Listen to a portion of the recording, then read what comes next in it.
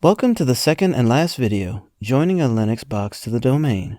In the previous video, we dealt with configuring Samba as an Active Directory compatible directory service. In this video, we will install Samba, Hemdale clients, and WinBind, then join the system to the domain, and finally configure the system to use WinBind for account information. In order to participate in the add style domain, you must have the machine joined to the domain using administrator credentials. This will create the machine's account within the database and provide credentials for the system for querying the IDAP server. Now let's see how to do it. Install Samba, Hemdal clients, and WinBind using sudo apt get install WinBind.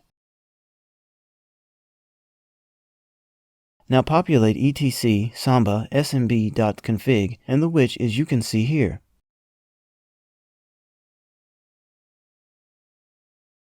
Join the system to the domain using sudo net adds join-u administrator. Configure the system to use WinBind for account information in etc nsswitch.config. Here, write WinBind. Now we will see in detail about its working.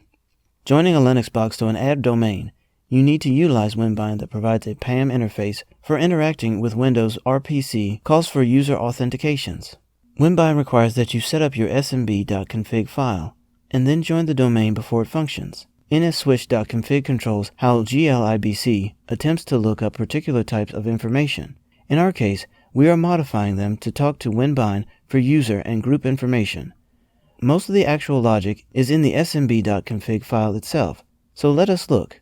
First, define the add domain we're working with, including both the workgroup/domain and the realm. Workgroup equals example. Realm equals add.example.org. Now we tell Samba to use Active Directory Service, ADS, security mode, using security as adds. Add domain uses Windows Security IDS, SID, for providing unique user and group identifier. In order to be compatible with Linux systems, we need to map those SIDs to UIDs and GIDs. Since we're only dealing with a single client for now, we're going to let the local Samba instance map the SIDs to UIDs and GIDs from a range which we provide. ID map UID equals 10,000 to 20,000. ID map GID equals 10,000 to 20,000. Some Unix utilities, such as Finger, depend on the ability to loop through all the user/group instances. On a large add domain, this can be far too many entries, so WinBind suppresses this capability by default. For now, we're going to want to enable it. WinBind enum users equals yes. WinBind enum groups equals yes. Unless you go through specific steps to populate your add domain with per user home directory and shell information, then WinBind will use templates for home directories and shells. We'll want to define these templates in order to avoid the defaults of home, %d, %u, and bin false. Template home directory is home, %u. Template shell is bin, bash. The default WinBind configuration takes users in the form of the user at example.org rather than the more Unix style of username. Let's override that setting. WinBind uses default domain equals yes. Superb! In this video, we have dealt with joining a Linux box to the domain. Here we have come to the end of the section.